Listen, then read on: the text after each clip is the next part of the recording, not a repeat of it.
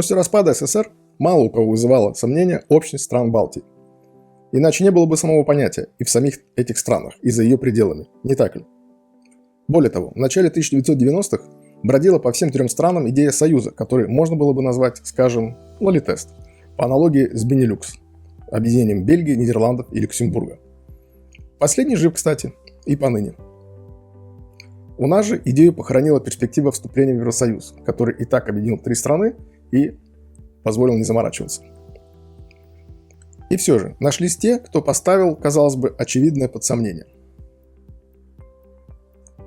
Один из наиболее известных среди них – видный эстонский политик Томас Хендрик Ильвес, который всячески противится идее балтийского единства.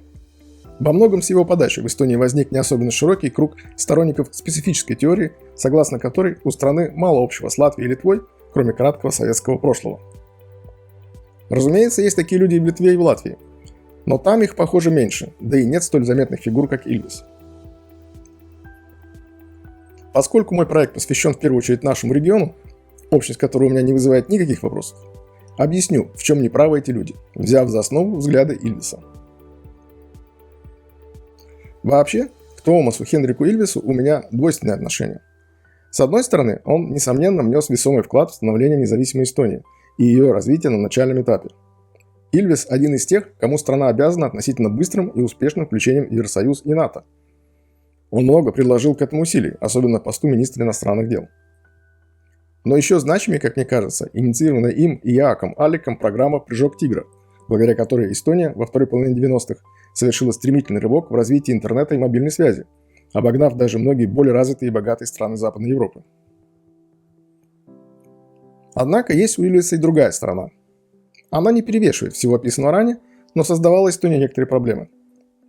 Его прямо-таки одержимость идеей особости страны и ее принадлежности к Северной Европе, в отличие от Латвии и Литвы, место которых, по его разумению, в Центральной, вызывало порой некоторые дипломатические напряжения между нашими странами.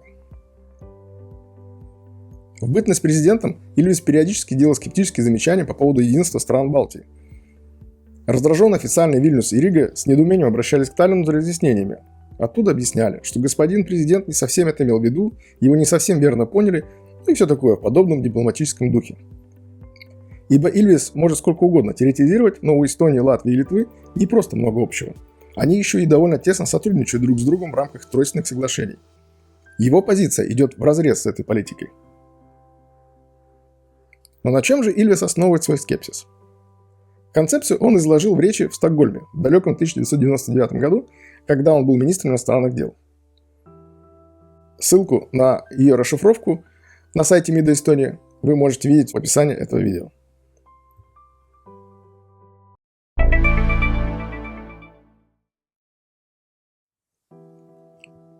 В первой половине речи немало вполне адекватных рассуждений. Мы действительно бываем заложниками сформировавшегося за рубежом представления о нас, которое порой не поспевает за происходящими изменениями. И тем не менее Ильвесу нечего противопоставить фундаментального идеи общности стран Балтии. Довольно занятно выглядит в качестве одного из ключевых аргументов неоднократное упоминание понятия «Юлиланд», которым Ильвес объединяет скандинавов, финнов и эстонцев. Мол, раз Рождество называется у всех похожим словом, то Эстония – Северная Европа, а Латвия и Литва, где для этого используются совсем другие слова, нет. Ну хорошо. Смысл основного аргумента Ильвеса понятен. Эстонцы, как и североевропейцы, протестанты. Другие сторонники идеи особости Эстонии на фоне Латвии и Литвы и ее исключительной принадлежности к Северной Европе, как правило, тоже выбирают религиозный фактор. Мол, Эстония, как протестантская страна, принадлежит к Северной Европе, а Латвия и Литва нет. Начнем с того, что и эстонцы, и латыши, и литовцы – западные христиане. Разница между католиками и любыми протестантами в культурном плане не столь значительна, как между католиками или протестантами с одной стороны и православными ортодоксами с другой. Там уже разница весьма ощутима. Религия, конечно, оказывает заметное влияние на менталитет, но не столь уж радикальное. В Германии католики преобладают на западе и на юге, а протестанты на востоке и севере, но это никак не мешает ей быть единой страной.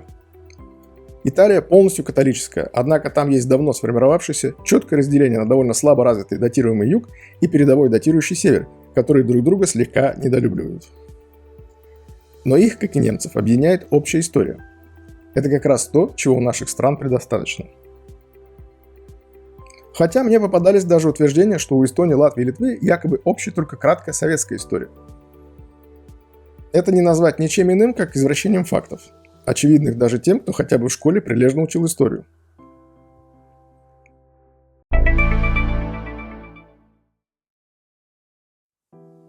Посмотрите на эту карту Ливонской конфедерации с Ливонским орденом в основе в 1260 году.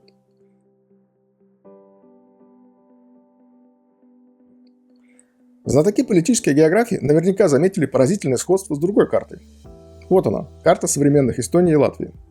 Как видите, очертания границ практически на 90% совпадают. То есть еще в 13 веке немецкие крестоносцы заложили территориальную основу двух наших государств. Потому как Ливонский орден существовал веками и оставил после себя капитальное наследие в культуре, искусстве, в словаре. И христианство сюда принесли немцы, а не северноевропейцы. В это же время, соответственно, была сформирована северная и частично западная граница будущей Литвы. Предки современных литовцев в 13 веке были развитее и многочисленнее северных соседей, поэтому немцы не смогли их завоевать. Наоборот, Литва сама превратилась в могущественного завоевателя и построила огромную державу от Балтийского моря и до Черного. Пережив эпоху рассвета, Ливонский орден к 16 веку ослабел, а во второй половине столетия был разделен между Речью Посполитой, которая к тому времени поглотила Литву, Швецией и Данией. Поначалу шведам досталась только Северная Эстония. Но к середине 17 века они владели уже всей Эстонией и Северной Латвией вместе с Ригой. Соответственно, то, что эстонцы привыкли называть «золотым шведским временем», с приходом лютеранства и распространением массовой грамотности, в полной мере коснулось и значительной части латышей. Для кого-то, возможно, станет сюрпризом, но 2/3 современных латышей такие же лютеране, как и эстонцы. Католики среди них в явном меньшинстве. Шведская эпоха, хоть и оставила глубокий след, продлилась лишь до начала 18 века.